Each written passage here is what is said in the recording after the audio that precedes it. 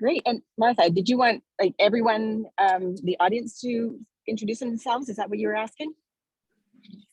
Okay, I don't know. We just have so few opportunities to have any contact with each other. Just like 10 seconds. Yeah. Perfect.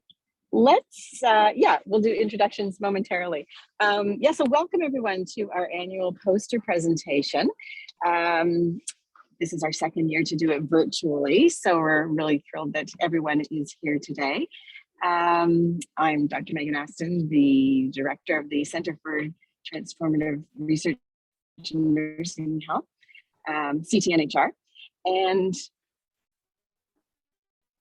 we have 3 judges with us today.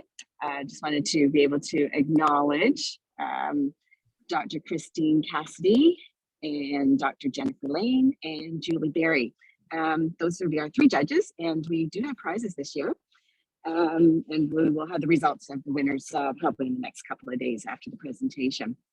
So yes, let's go around quickly to have everyone introduce themselves, and then we'll get started. Everyone will have about 5 minutes for the presentations and a couple minutes for questions, and that should take us to be just about an hour or just slightly over. Okay, Martha, would you like to introduce yourself first? Sure. I'm Martha Painter, and I'm in the final month of the PhD program at the School of Nursing, and my practice is in abortion and reproductive care. Wow.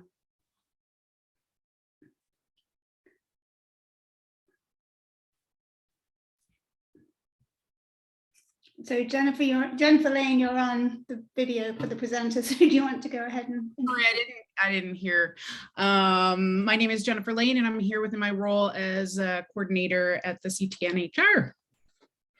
Welcome. Great. Julie, I know. Hi, I'm Julie Berry, research manager. You've all heard from me many times. So. Great. I'm just going down my list. Sharon.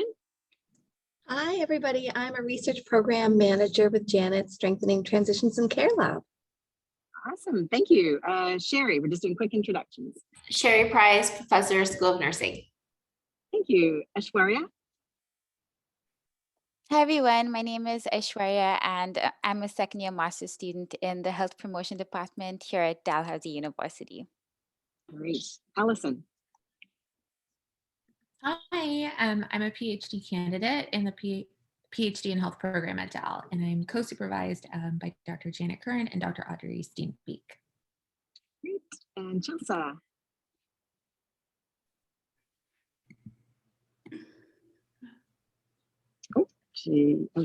Can you hear me? Yeah. Yes. Okay, great. My name's Chelsea. I just finished the first year of my Master's of Science in Nursing, and I'm excited to see everyone present today. Great. Christine. Hi, everyone. I'm Christine Cassidy, and I'm an assistant professor in the School of Nursing. Thanks. Emma. Hi, everyone. My name's Emma, and I just finished, well, it's almost been a year actually, but my health promotion degree at Dal. And now I'm kind of starting my journey in nursing, and my research is in maternal health for newcomer women as well. Great. Janet. Hi, everyone. My name is Janet Curran. I'm a professor in the School of Nursing, and I'm research chair in quality and patient safety. My poster shouldn't be on the judging thing. I'm here mostly to connect with the students too. So yeah. See, don't be judging me. Thank you. I already declared a conflict of interest. It's not a research poster. Okay, we won't score you then. Thank you. Katrina. Hi, everybody. I'm Katrina McDonald. I'm April Connolly. We're both nurse coordinators in pediatric oncology at the IWK. We're sharing our research project with you today. Thank you. Super. Keisha. Yes. Hi, everyone. My name is Keisha Jeffries, and I recently finished my PhD in nursing at Dal, and my areas of interest include nursing, leadership, and African Nova Scotian communities. Thanks. And Maddie?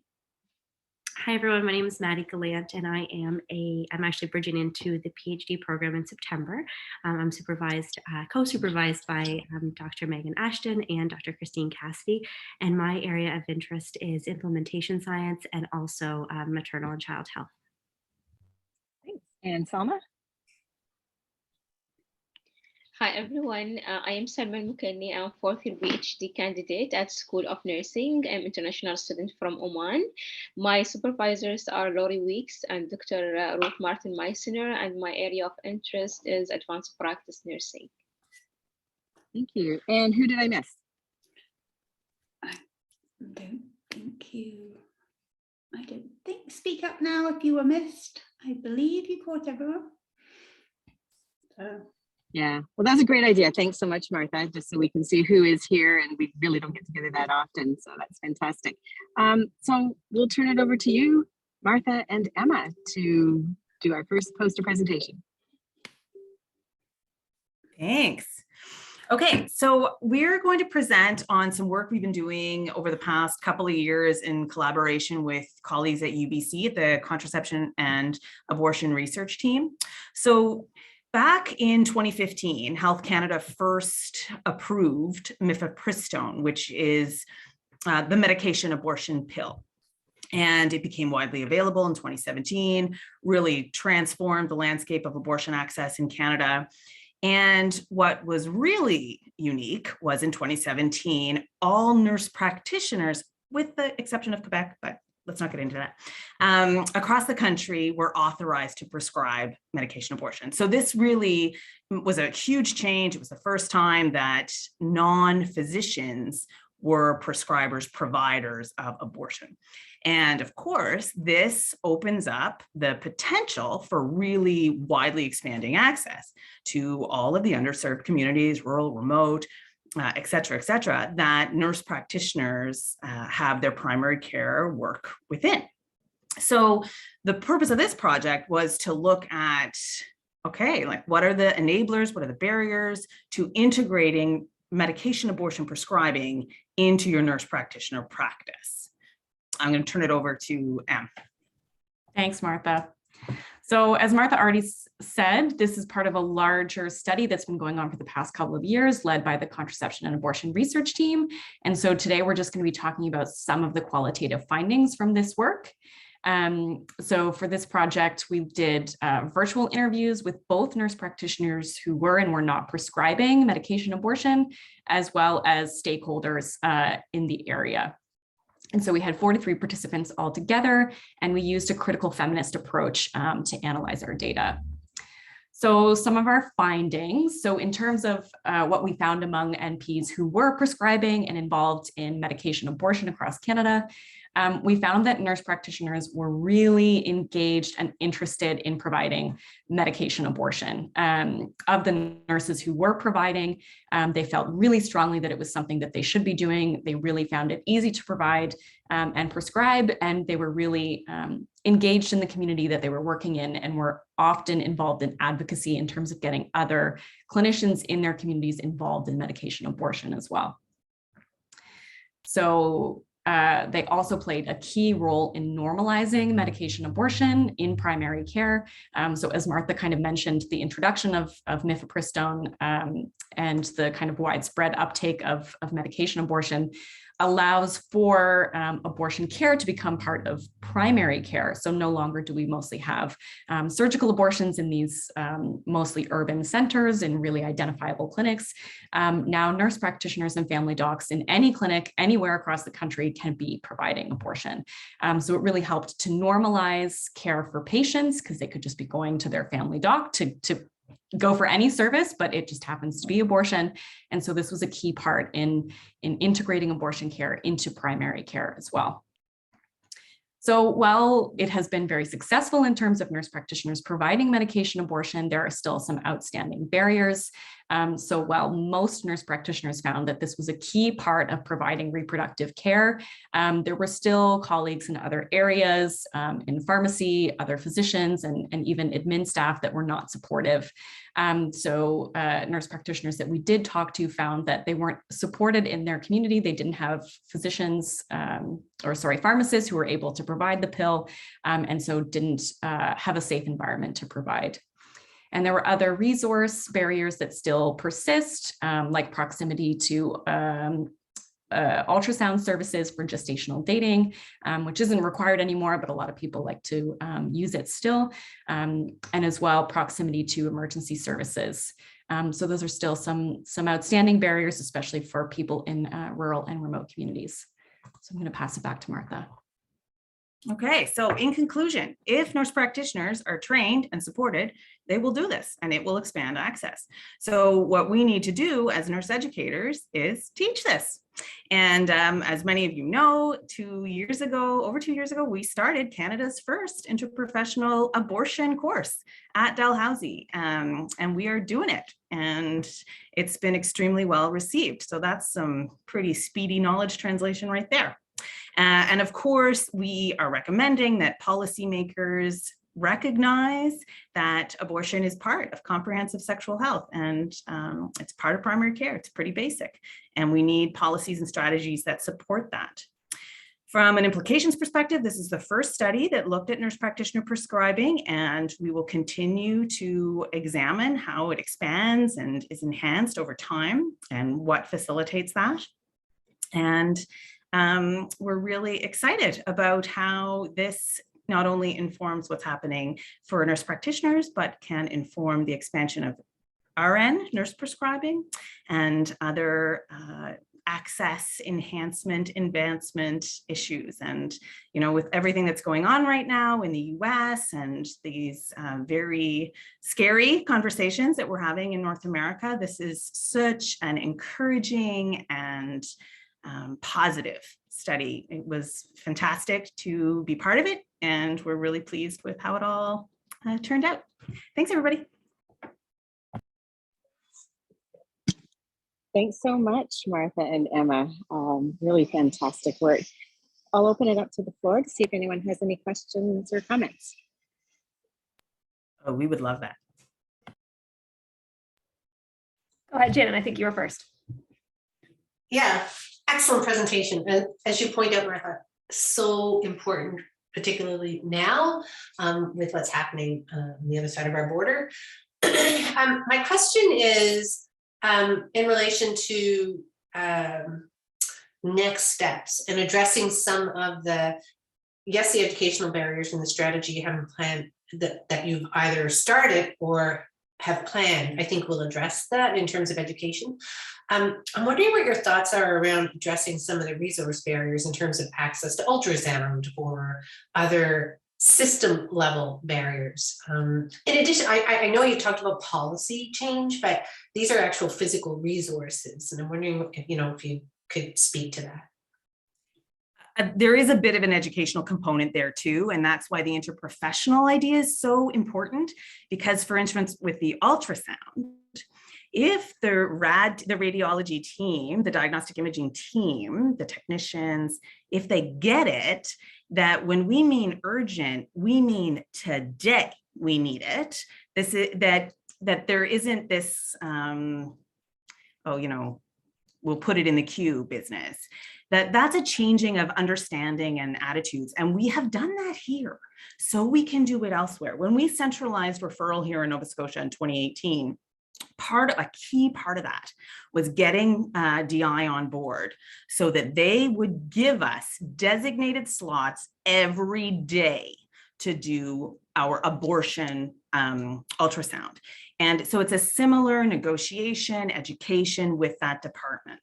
And then again, with ER, again, it's that understanding, like if I am going to do this care as a primary care provider and prescribe them mifepristone and the patient goes home and they have their extremely heavy cramping and their extremely heavy bleeding, sometimes even though they're perfectly fine, they're going to go to the ER because they freak out. And you as my ER colleague, you need to know how to help them out. So that's education. It's not that the ER isn't there. It's that people go to the ER and the ER do things like give the person a pregnancy test. Like, you are going to test positive on a pregnancy test for a month. That's not helping my patient. So that education piece. And then the other, of course, 3% of the time it doesn't work. And so you do need backup. You got to have people who have your back, and they have to understand that, you know, we did our piece. Now it's your time to step up. And you got to help me on these rare occasions. Well, 3% is not that rare, but those occasions when we need your backup. And so it's an interprofessional piece that getting our colleagues and other departments to understand their role in this, and step up as well. Yeah, and I think that's a fabulous plan. Any challenges with rural versus urban, like the smaller EDs? And it's that issue with the potential hemorrhage. So yeah. it's 3% of the time it's not going to work. I mean, that's not the end of the world. You just have to go and get surgical services, which can mean some travel, but it's better than having to 100% of the time travel for surgical, right? So, okay, so that's one problem that's a little bit more manageable. But that second problem, you hemorrhaging in the outskirts of who knows where, that is still the issue. That, I mean, people could hemorrhage with a miscarriage. It could happen anyway, right? So we need to have those resources to deal with it. But it is scary for people, even though it's so important in rural and remote settings to bring it in. They're also afraid. If they don't have backup, if they don't have emerge support, then they're worried. Like they need to have a way to get to a blood bank. So it does need to be orchestrated, but it's not impossible. And they're doing it all over Nunavut and NWT. We can do it in, like, you know, Meat Cove. Like it's possible. We can do it. It just takes some will and some conversations. Thank you. That really helped clarify a lot of the clinical stuff that I didn't really have time to get into. I wonder if I can add a really quick thing too. Oh, sorry. Please, Emma, please. Yeah. Just about the ultrasound piece too, that COVID has really changed for a lot of providers, not just nurse practitioners, the way that we use ultrasound for gestational dating and confirming that there's not an ectopic pregnancy. So I know we still do it here a lot of the time in Nova Scotia, but in other places, especially with COVID, they're moving away from using ultrasound every time. It's not a legislative requirement anymore. You don't need to use an ultrasound to confirm the pregnancy or date the pregnancy. And so COVID has actually positively pushed that in the right direction, where a lot of providers are not using ultrasound anymore. They're just using a pregnancy test and blood work to confirm and going from there. And we actually heard a lot of really great stuff from nurse practitioners who said that they feel really strongly about kind of moving away from ultrasound because it's this really invasive procedure. And a lot of women have already had ultrasounds and lots of vaginal exams, and they don't want to have another one. And so COVID has actually kind of pushed us to move away from requiring ultrasound, which is, again, another really important piece for more rural and remote communities where they don't have as easy access to ultrasound as we do in Halifax. So just a positive thing that came out of COVID. Yeah. In general, it was thank you so much. Telemedicine. Oh, sorry. Okay, bye. Thank you. Thank you so much, Martha and Emma. Yeah, we got to get on to our next presenter. That was fantastic. And thank you so much for the questions and the comments from the audience too. Great. Okay, so Janet, I believe you're up next. Thank you. Christine, sorry, I asked two questions and stepped in front of your question. So I wanted to take this opportunity to talk a little bit about the inaugural research quality improvement and patient safety program that began in Nova Scotia in August of 2021. So I have been appointed to this research chair position, and I wanted to take this opportunity to talk a little bit about it, but also to share opportunities for trainees and healthcare providers to be involved in this program, developing this program of research and as well as operationalizing it. So the mandate for the research chair is to improve the standard of quality care and patient safety research across Nova Scotia through training of future researchers in quality improvement, by increasing innovation through the development of scholarship in the healthcare system, and by accelerating the advancement of knowledge and strengthening the health system by increasing public visibility. So the idea of, it's interesting because I had a conversation this morning with my advisory committee, and the idea of even having conversations about quality improvement and patient safety in the public domain always has this flavor of punitive or negative aspects to it. So if you're thinking about patient safety, there's an assumption that if we talk about patient safety in the public, or if we talk about quality improvement in the public, it's about the bad things that are happening in the health system and not necessarily the good things, or a collective discussion about how we can improve the healthcare system. We all pay for our healthcare system, so we should all be engaged in improving the healthcare system. And so this program of research is really about partnership. And as you can see from this slide, this program is a partnership between Nova Scotia Health, IWK Health, the Department of Health and Wellness, Dalhousie University, the IWK Foundation, as well as patient partners. And so I'm working closely with the Maritime Sport Support Unit to ensure that this program is informed by priority topics that are identified by patients in Nova Scotia. Another key component of our work is that, as I had mentioned, I met with my advisory panel this morning for the first time. And so this program of research has an oversight committee, and there's membership in all of the partners. So I have a patient partner who's on the oversight committee. It's chaired by Dr. Doug Sinclair, who's the VP of Medicine and Quality Improvement at IWK Health. And then there's members from Dalhousie, as well as Nova Scotia Health and Department of Health and Wellness. I, in the chair, have opportunities to engage with undergraduate, master's, and PhD students at Dalhousie University to bring them into this program of research. So if there's any interest from trainees who would like to focus their research work on quality improvement or patient safety questions, there's funding in the chair to support trainees in this capacity. We have funding to support one undergraduate student every summer for a summer internship to explore different facets of quality improvement and patient safety. And as a part of the chair, I'm also required to run my own program of research. And for those of you who are familiar with some of the work that I've been doing over the years, you know that I do a lot of work on transitions in care. So I am building out the program of research to not only focus on some of the work that I've been doing on discharge communication in emergency practice settings, but bringing more the inpatient unit involved, inpatient unit on board with regards to discharge communication. I have a master's student joining me in this program in September, whose work is going to be focused on looking at parents as caregivers on inpatient units, providing care to their children with complex care problems. So there are opportunities within this structure of quality improvement and patient safety to support students in their pursuing research in this area. Another key strategic direction of the chair is strengthening the direction towards developing a learning health system. And that falls under the evidence-informed decision-making umbrella.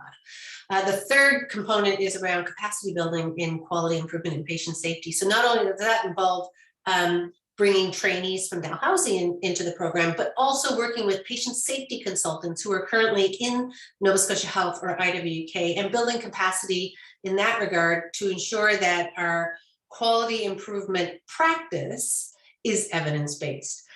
There's a lot of work in the health system in relation to quality improvement and patient safety, and that's great work. It's not always based, though, on a solid evidence-based methodology. So that's the piece that I will be contributing to the current and existing infrastructure on quality improvement and patient safety. Okay, I'm going to stop there. and open if anybody Thank you, has questions. Janet. Yes, open it up for questions and comments. Thank you.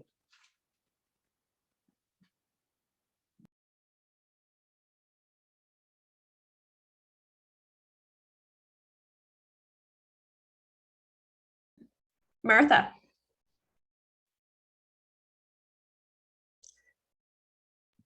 So Janet, can you tell me about what are your key things that you're searching for students on right now? Like what's the top thing that you're needing to?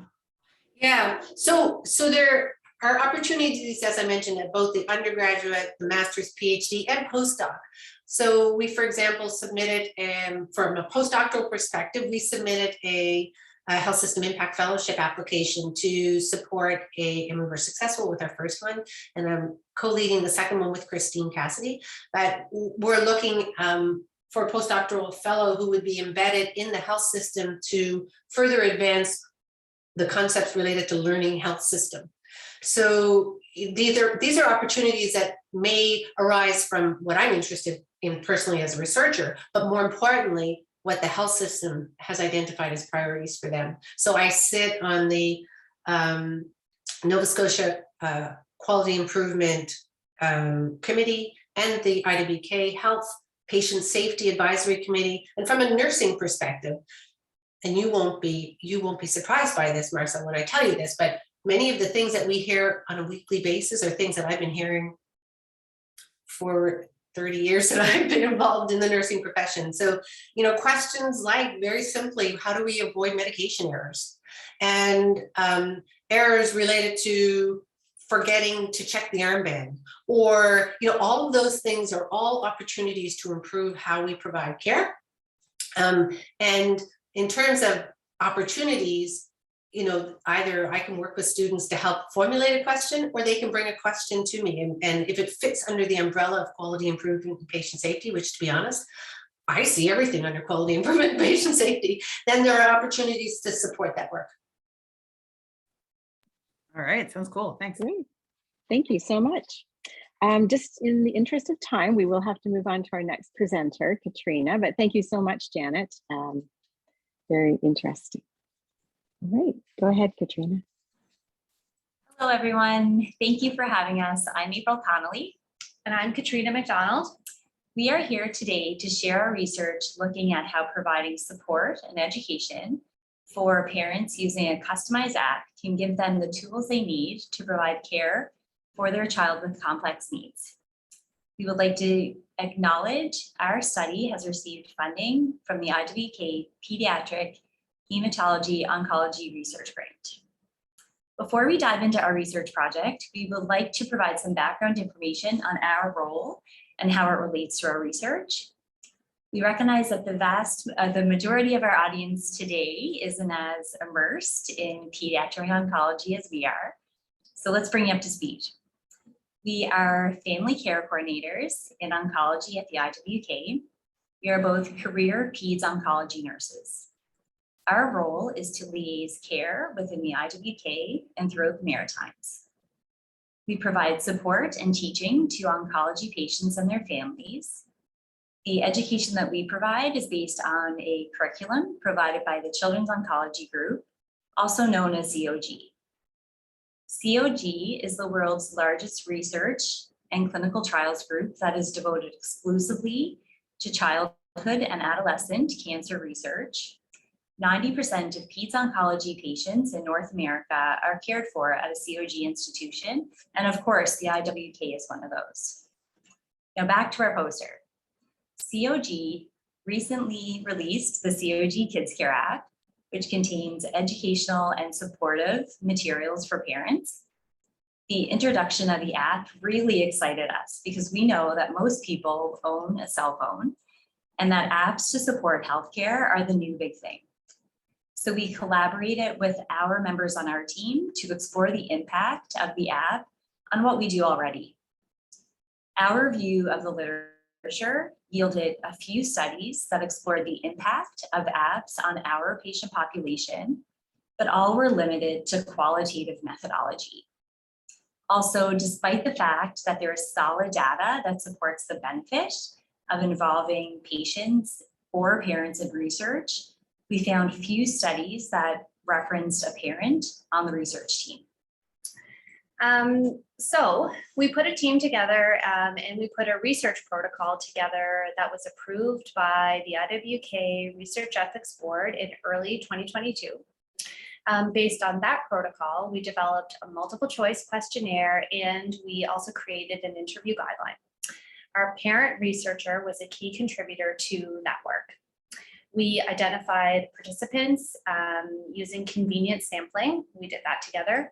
And we analyzed our data using descriptive statistics. We utilized a mixed methods approach, which was unique compared to previous research. And we included both qualitative and quantitative methods.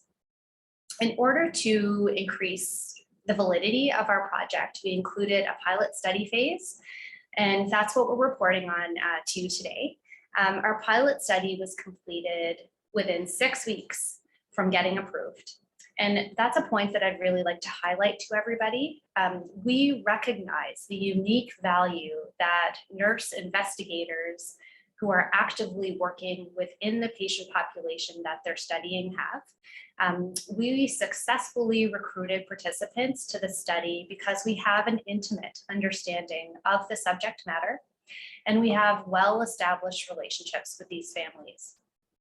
5 parents completed our questionnaire, 2 parents participated in the interview, which was hosted by the parent on our team. And that was a calculated decision. Having our parent investigator host the interview resulted in the focus group being lively and engaging. They spoke for well over an hour. Each participant in the entire pilot study indicated that the app provided helpful educational materials and made them feel better supported. So we can conclude here. Nurse investigators facilitate timely identification and recruitment of study participants, including a parent on the actual research team facilitated open and honest discussion. The pilot study shows that a mixed methods approach yielded rich data and is a novel and a feasible method for exploring the impact of apps in our patient population of peds oncology.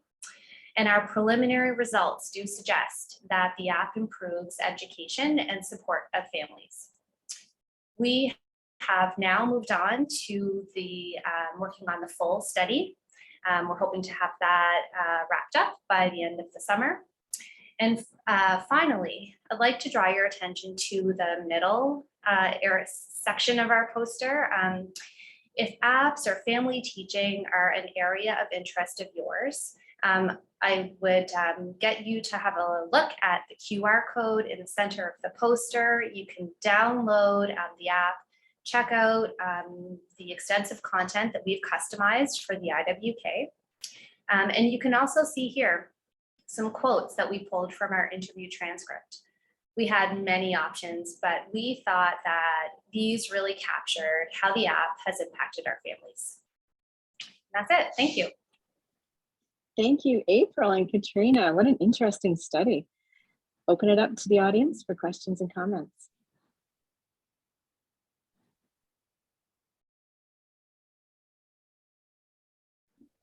I'll ask. Feel free just to jump in. Go ahead. Sure. Katrina and April, congrats. This is really exciting work and you did such a great job presenting. I love that you brought up how important that role of you being nurses on the unit, including that patient or parent caregiver, really helped with the feasibility and the impact of your work. I'm curious if now you've really caught the research bug and if you now have a list of all these other research questions that you want to do, and maybe you could share with us some of those ideas. I see you nodding. Absolutely. I think the answer is like a resounding yes from both of us.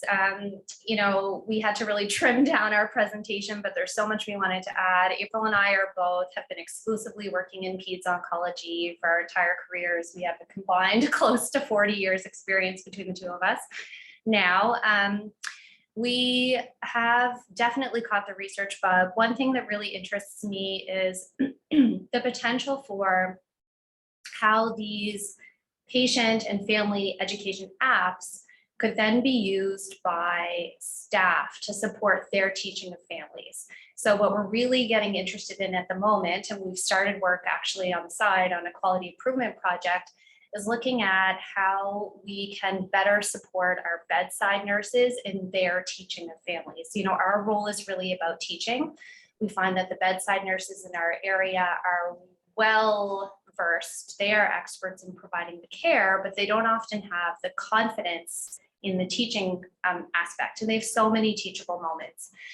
So we're wondering, you know, does having access to this app, which contains all of the content that our families are taught and that our families reference, does that help them in their ability to support families? And how else can we support these nurses in their ability to support families? So yeah, the answer is yes. Sounds like bug is here. Yeah, that sounds like the perfect next step to this work. That's great. Thanks. Great. I think we have about 1 minute left, but Maddie, did you have a question? I think I saw something pop up. Yeah, I did. I had a quick question. Great. Excellent presentation. I'm also a registered nurse in my field of research as well. So I have that kind of connection that you guys have to your field, and I can definitely understand the passion, that kind of insider look into your research question.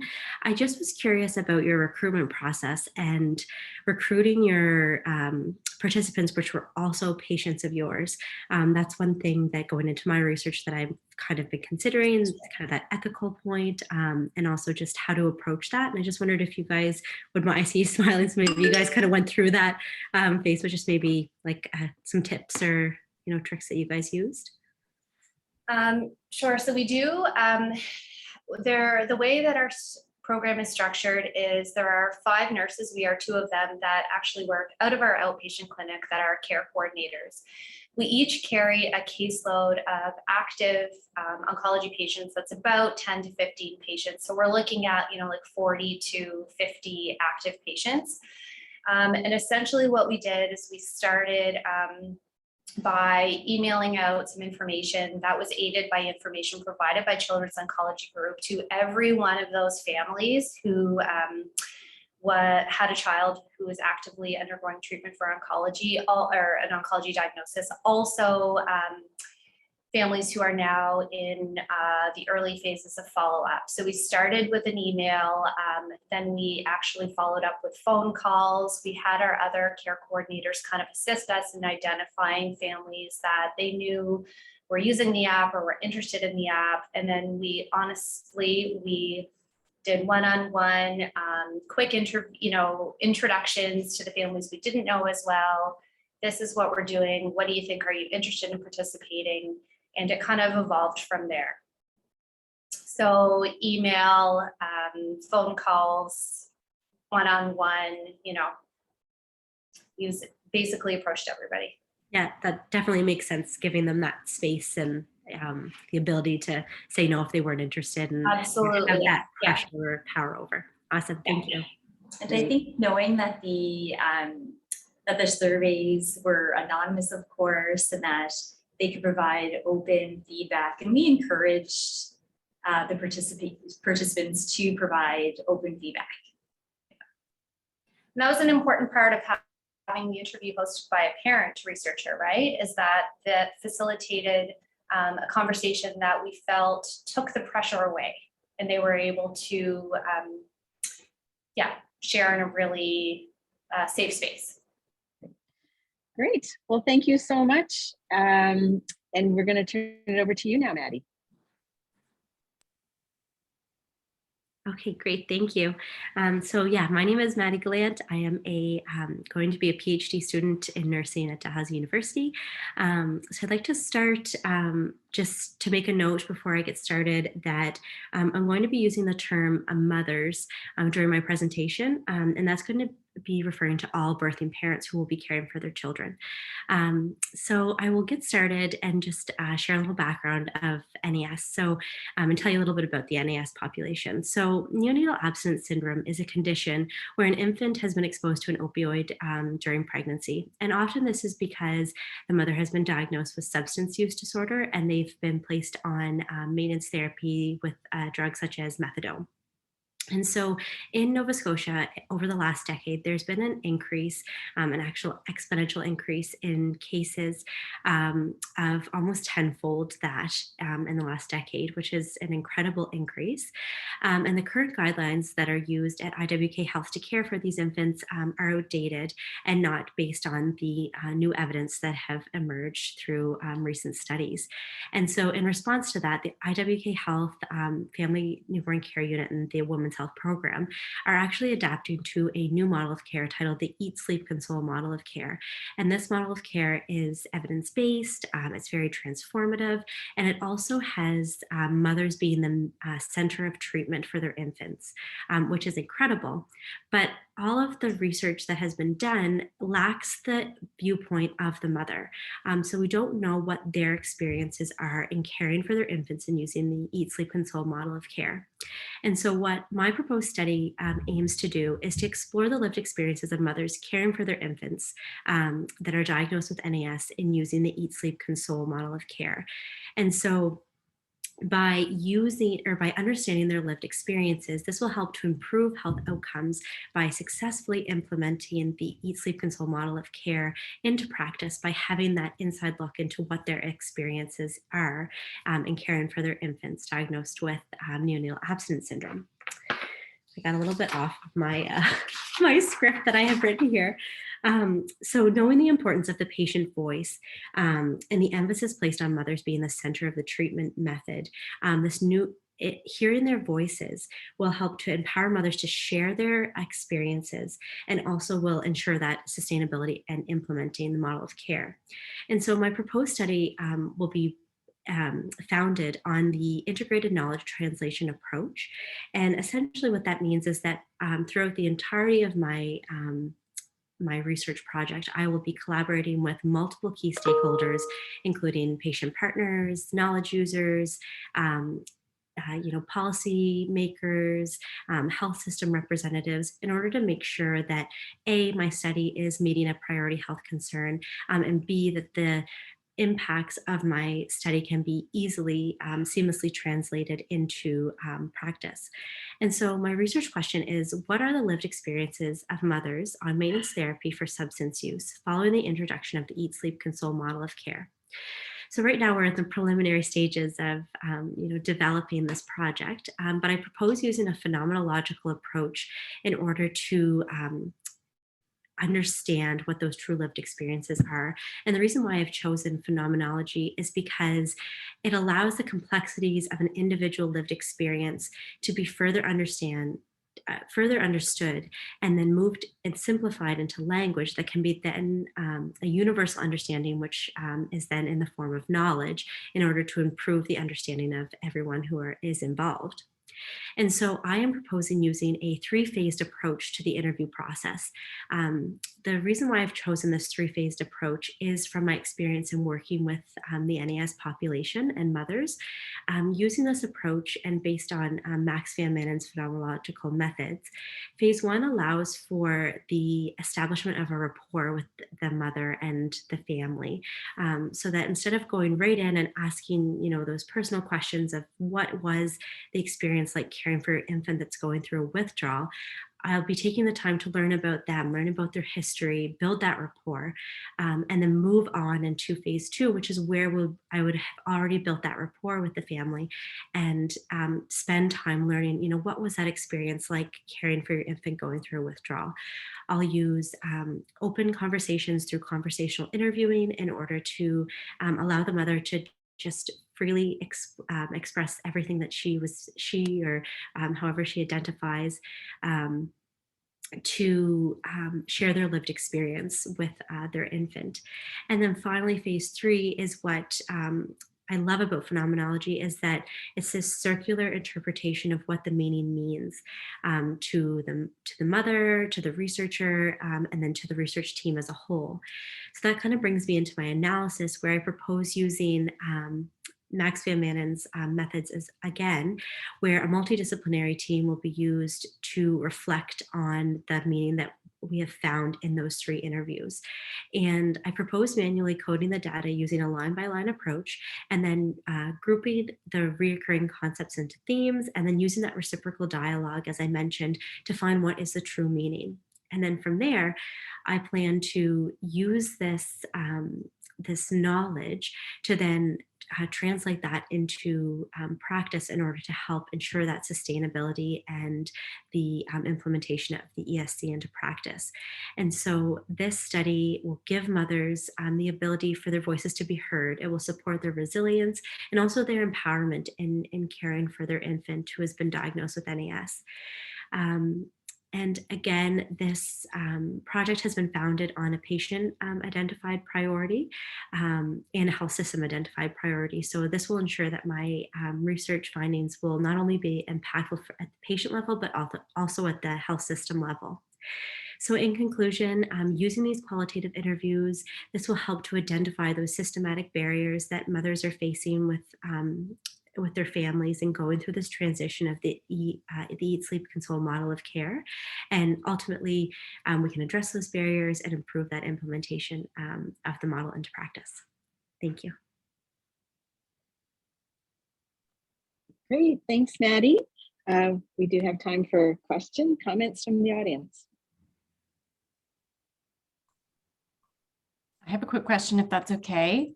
Great, yes. This was a really interesting project, Maddie. It's an area of perinatal nursing that's really interesting to me, but I don't have any experience in yet. So my question is maybe a little more clinical than research oriented, because I know you're still in the beginning stages, but just because this kind of came up in my own research, looking at women who have been kind of marginalized and the support that they need postpartum. Is there any additional support that moms get when they have a baby going through withdrawal? Like, is there any additional like public health nursing that comes? Is there like a doula program connected to these women? Like, is there any extra support? Yeah, so that's a great question. The IWK has a very extensive and incredible program for women that are diagnosed with substance use and are coming in to deliver or give birth to an infant who has the potential of being diagnosed with neonatal abstinence syndrome. And typically these mothers or these families will stay with us for 5 days, but should the infant begin to experience extensive withdrawal symptoms, they actually with the new model of care, it's a little bit different. The pharmacological treatment is more as needed, whereas the old methods, they just automatically were placed on pharmacological treatment. And when that begins, their stay lengthens. And so the average length of stay before the introduction of the Eat, Sleep, Console model of care was 24 to 30 days. So the mothers were with us for a month. And so within that care team, there's a social worker, a healthcare provider, the registered nurses, clinical nurse specialists. So there's a really dynamic team. The hope, though, with this Eat, Sleep, Console model of care is that right now, the majority of infants in Nova Scotia that have the potential of being diagnosed with neonatal abstinence syndrome are coming to the IWK, which can be very challenging because people in, let's say, New Glasgow aren't able to give birth in their home hospital because they don't have the supports there. So the hope is that by implementing this model of care that's more dynamic, that we can further kind of spread not spread, but allow mothers to stay in their home communities and receive the care so that that continuity can continue beyond, because all the supports that they're getting at IWK Health, although they're incredible, they're localized at the IWK and in Halifax. Great. Thank you, Maddie.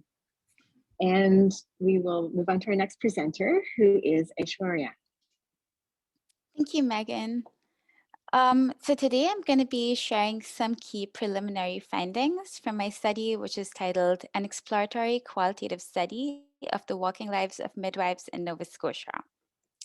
So midwifery is a collaborative approach to birth because midwives help women feel empowered and involved in the decision-making process during labor. It has been a regulated profession in Nova Scotia since 2009. And the high demand for the service means that the small number of practicing midwives in Nova Scotia often work long hours, operate under stressful conditions, are on call for long periods of time, and sometimes even experience mental and physical burnout. Some research has been conducted in Nova Scotia about midwives' experiences of interprofessional collaboration. However, there's been no qualitative research about midwives' working conditions from their own perspectives. So keeping this in mind, this qualitative study aimed to understand how midwives working in Nova Scotia experience their work and the impacts of the work on their health. So one-on-one semi-structured interviews took place via the telephone from December 2021 to March 2022. This qualitative study used analytical techniques and methods of grounded theory, including constant comparison, and the data were analyzed for themes and subthemes. So 6 women volunteered to participate in the study, and the participants had practiced midwifery in both urban and rural regions across Nova Scotia.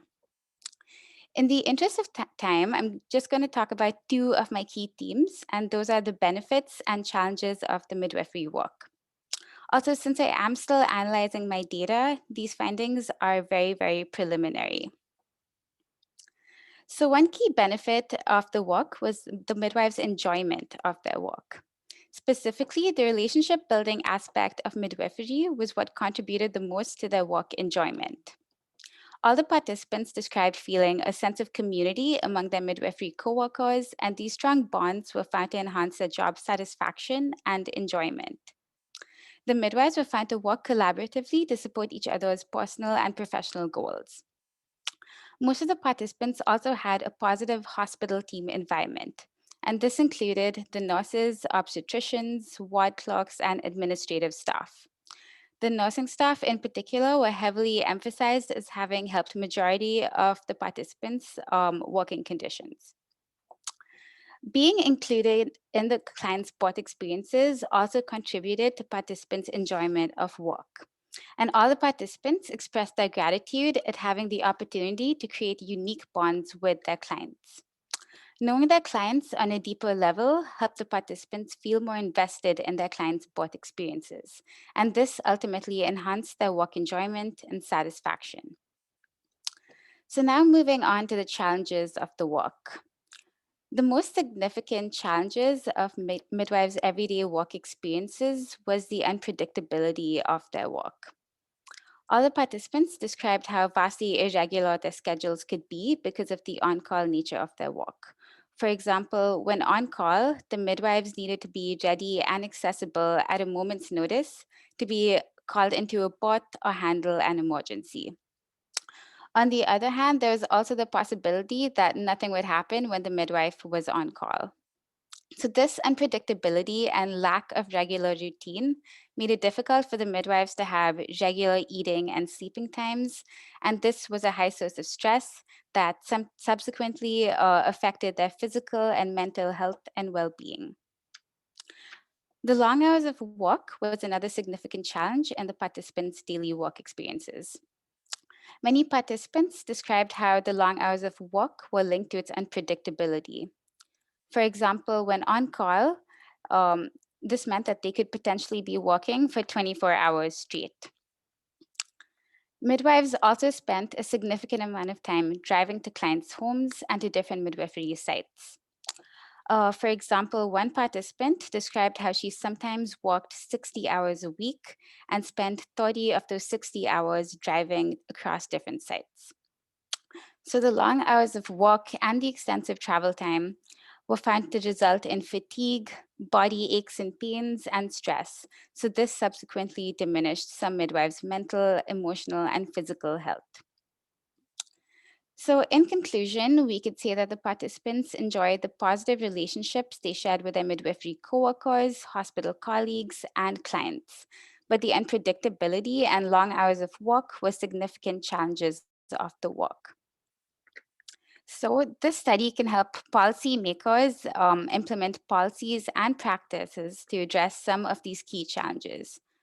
For example, the hiring of more midwives in Nova Scotia could possibly help combat the challenges of unpredictability and long hours of work. Lastly, by highlighting the benefits and challenges of their daily work experiences, this study may help increase public awareness of midwifery in Nova Scotia.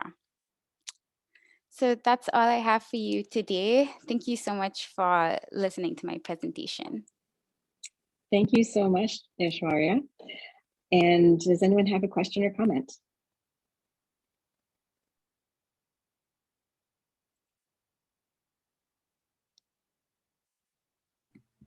Hey, it's Chelsea. I just want to say amazing presentation. My cousin's actually in school to be a midwife in Ontario.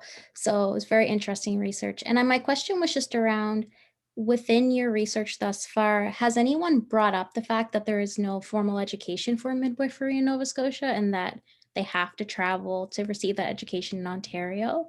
Has that been brought up in discussion at all? Like, do you think that would be a barrier that needs to be addressed by policies and whatnot? Yes, actually, thank you so much for your question. That's a great question. And that was actually brought up by a few midwives. However, they said that having an education program here might not be sustainable because there might not be enough people who went to the program. They did say that it would be beneficial to partner with different schools and also have policies to attract midwives to Nova Scotia. So that way that could be like retention fees and also bonuses to help attract midwives to Nova Scotia. Amazing, thank you. Such like it's a profession that a lot of Nova Scotians, such as myself, until my cousin did the program, I didn't even think there were midwives in Nova Scotia. And just the cultural component of the Indigenous and Black communities here, midwifery is so needed. So just amazing work, thank you. Oh, thank you so much. Yeah, I think this is such important work and I'm so passionate about it and grateful to have the opportunity to conduct this type of research. I think we have time for one really quick other comment or question. I have a quick question. Well, it's probably not that quick because I know anyone who is concerned about the lack of midwifery here, I'm sure could talk about it all day. But I spent the last few months in Switzerland where midwifery is huge. And I talked to people about the state of midwifery in Nova Scotia in particular, and they just like laughed at me because most hospitals there are every delivery that's, you know, normal or uncomplicated is done by a midwife and there are no physicians present.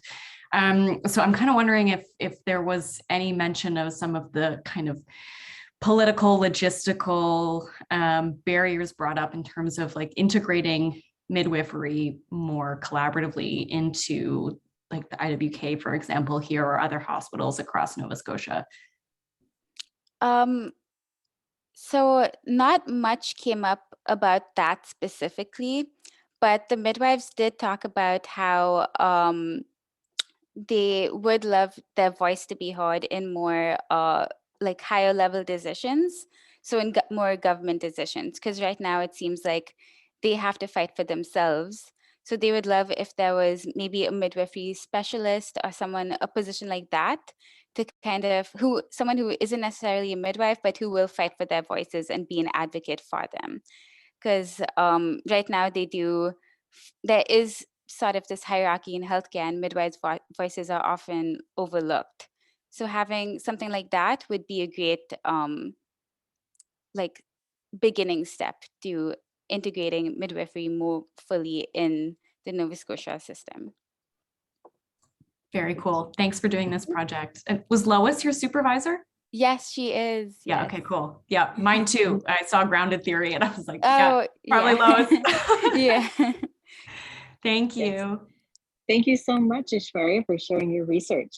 Oh, and our you. next presenter is Keisha.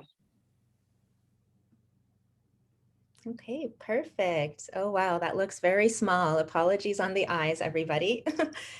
So today I'm going to be presenting my doctoral findings on my research entitled A Black Feminist Study of African Nova Scotian Nurses and Leadership in Healthcare. African Nova Scotians comprise a culturally distinct community of people, which accounts for approximately 2.4% of the Nova Scotian population. With ancestry dating back to the 1600s, African Nova Scotians have an experience of Blackness that has been shaped by both historical and contemporary circumstances.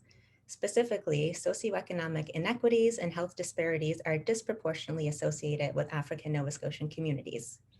These issues are further exacerbated by the exclusion of African Nova Scotians from affluent sectors of society, including professions such as nursing. With nurses being one of the largest and most trusted healthcare provider groups in Canada, it is essential to understand how African Nova Scotian nurses are actually situated, or how African Nova Scotians are situated in the nursing profession. However, there is a dearth of evidence regarding this issue. Therefore, this study sought to examine the leadership experiences of African Nova Scotian nurses in healthcare. This qualitative study was guided by the theoretical underpinnings of Black feminist theory, which is a critical social approach to research that centers the ideas, experiences, and interpretations of Black women. Purposive sampling was used to recruit 18 African Nova Scotian nurses who displayed a range of experiences in terms of home community, practice area, as well as years of practice in the profession. Data were collected using one-on-one telephone interviews using a semi-structured interview guide, and data in the form of interview transcripts were then analyzed according to critical discourse studies, which is an analytical technique that involved the interrogation of 3 structural levels, which include the discursive, the social, as well as the cognitive level. The findings from this study are classified into 3 overarching sections, each of which contains conceptual themes and sub-themes that together provide a comprehensive understanding of the factors that influence leadership for African Nova Scotian nurses. So with section 1, it revealed how critically formative aspects of African Nova Scotian identity, such as socialization, education, as well as early exposure to informal caregiving, influence the development of both leadership philosophy and practice. Section 2 includes 2 themes that situate the nursing profession and the broader healthcare system as institutions or social structures in order to interrogate the impact of these institutions on leadership. And then finally, section 3 includes a more broad overview of both the challenges and the reconceptualization of the notion of leadership. And this describes the meaning that African Nova Scotian nurses ascribe to leadership, as well as the ways in which they practice leadership in a way that aligned with the pillars of Black feminist theory. This study is thought to offer insight as well as considerations regarding the perception and the practice of leadership for African Nova Scotian nurses. Leadership was found to be shaped largely by both personal and professional aspects, which created a deep-seated leadership practice that was grounded in community-oriented care and social justice. Additionally, leadership was understood to be an integral component of nursing leadership, or of nursing in general, which was thought to transcend both title and scope. Finally, these findings do have implications that extend beyond the nursing profession specifically, as well as into the healthcare realm, to include aspects of practice, education, research, and policy. And lastly, this study does hold tremendous value for the African Nova Scotian community as it makes significant contributions to the ongoing work of reclaiming aspects of African Nova Scotian history and identity. And I will end there. Fantastic. Thank you so much, Keisha. Questions and comments?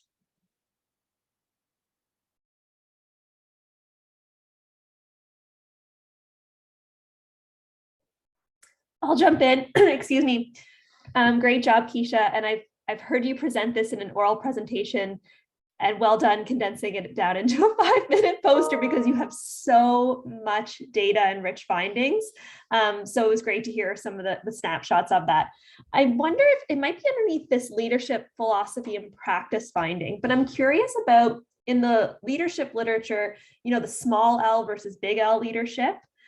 So big L being, in those like formal manager, director type positions, and then other type of leadership roles that maybe you don't have a formal title.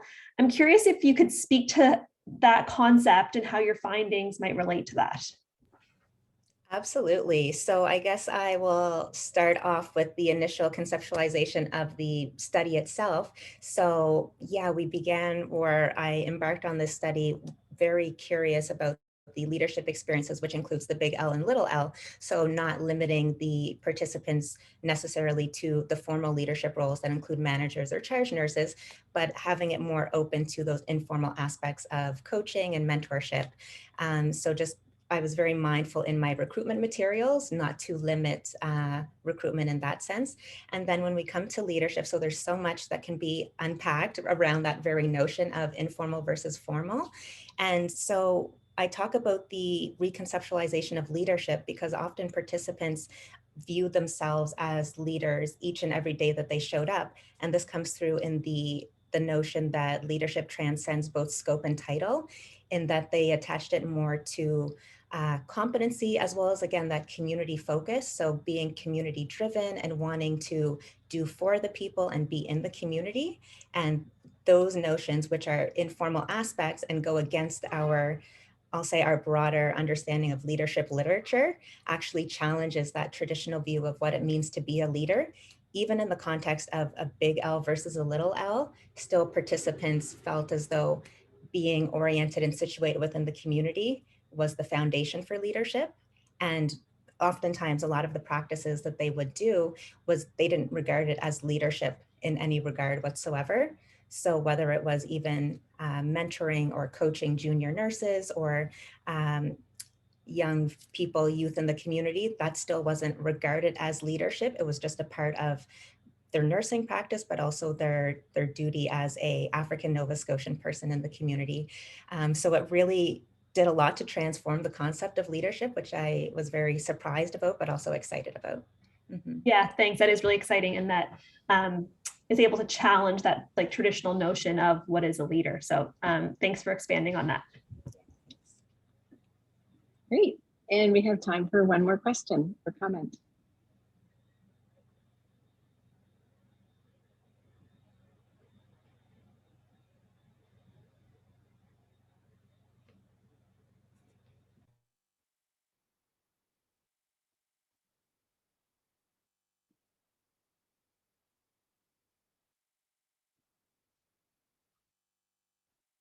There, I don't hear anyone unless someone's on mute.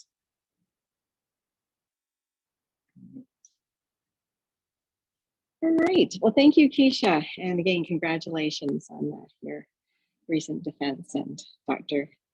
Keisha Jeffries. Okay, we have one more presenter. Salma, we'll turn it over to you.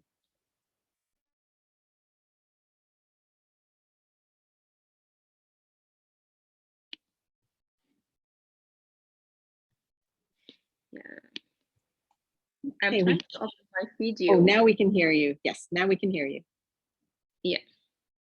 Thank you very much, Dr. Austin. I am really happy to take the opportunity today to share part of my PhD thesis, which aim to explore the role development and utilization of masters prepared Omani nurses working in a clinical setting in the governmental healthcare system in Oman.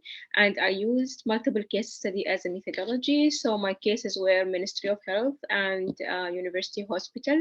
I used different data collection, different data sources, including individual interviews with masters prepared Omani nurses, their co-workers, their managers, document review, and online survey targeted masters prepared Omani nurses. And in my presentation today, I will focus in presenting the result of the online survey.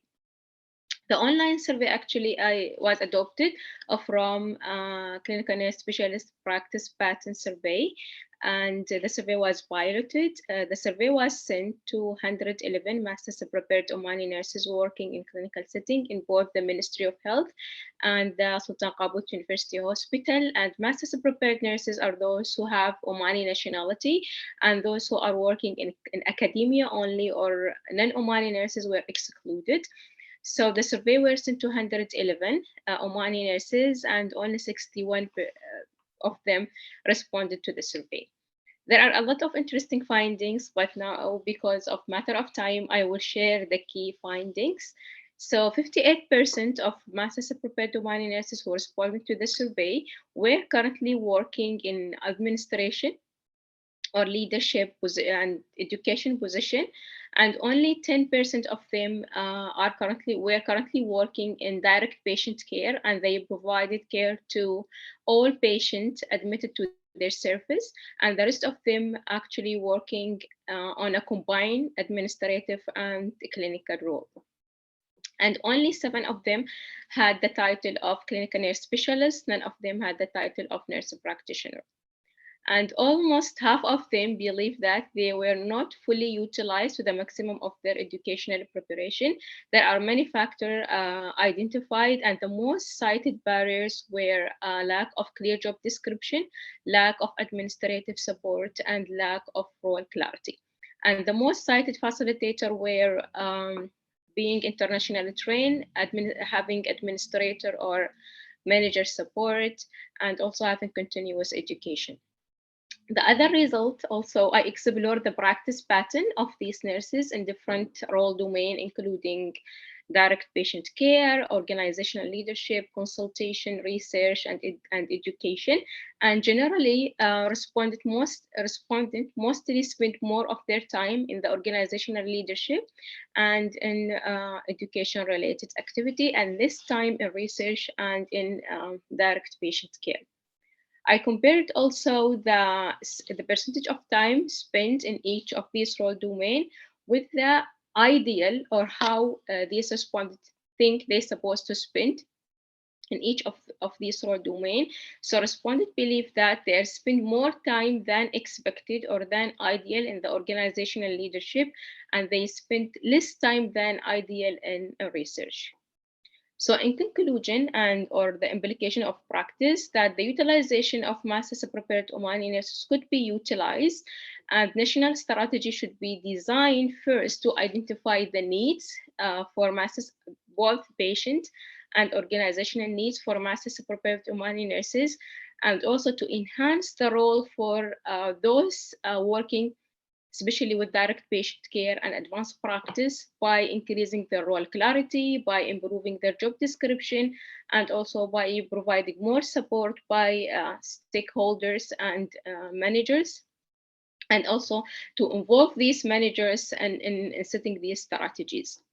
There are a lot of interesting results as well, but because of time, I cannot share all, but if you are interested to know more about this research, you can scan this QR code and it will take you to details research summary of the result. Yeah, thank you very much. Wonderful. Thank you so much, Salma. And we'll open it up for questions or comments.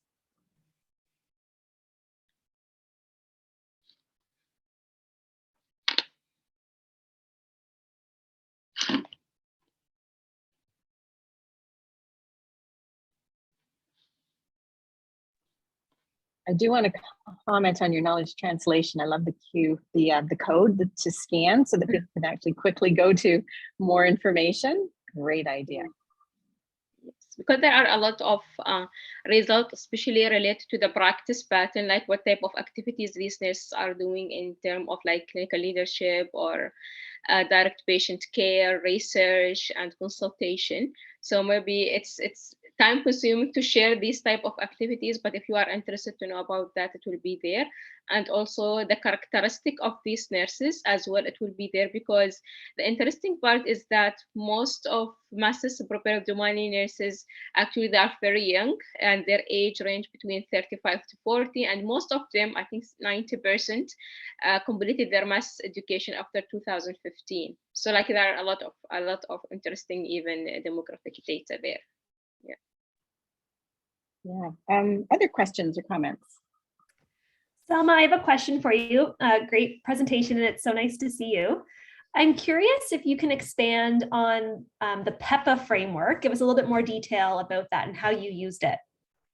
Yeah, so thank you very much. I think this is a really interesting question, because one of the challenge I faced in the beginning is to identify the framework to use to guide my research, but then I learned to PEPA and PEPA Plus framework. Although the PEPA and PEPA Plus framework focus mainly on how to introduce and implement advanced practice nursing, have like different steps, like introduction, implementation, and outcome. So it's guide the implementation of advanced practice nursing.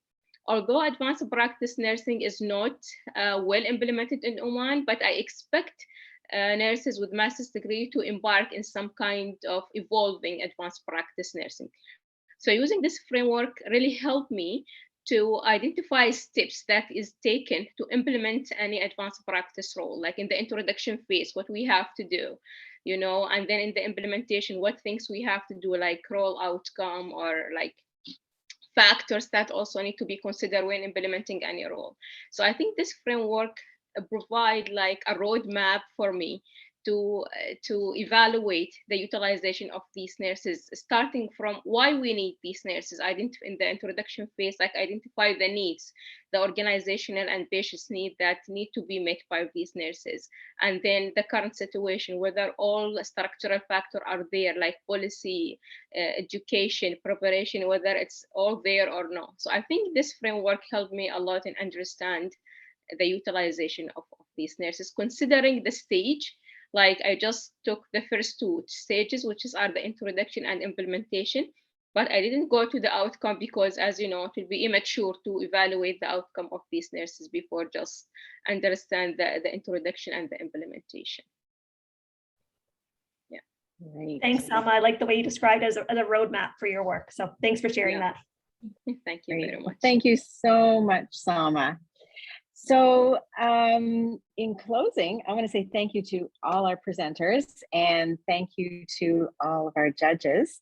This was a whirlwind poster presentation. I know we had to limit it, but certainly this will open up more conversations as we connect and get together. So thank you, Martha, for suggesting that we introduce ourselves again and to really come together. So this has been a really exciting day again for us, our annual poster event. I'm just going to turn it over to Julie in case there's anything else that we need to know before we depart. No, nothing from me. Thank you. Okay, no, thank you to Julie for organizing all of this, and also to Jennifer, our research manager and research coordinator. And again, we look forward to next year, and we look forward to other panel and conversations and presentations through the center. So thank you so much for attending, everyone, and thank you for the presentations. And our judges will now go to work and we will let you know the outcomes. I'm not sure how long that will be, Julie, but it won't be too long. No, hopefully it'll be tomorrow. So yeah. Exciting. Okay. Well, thank you so much. And we will close for now.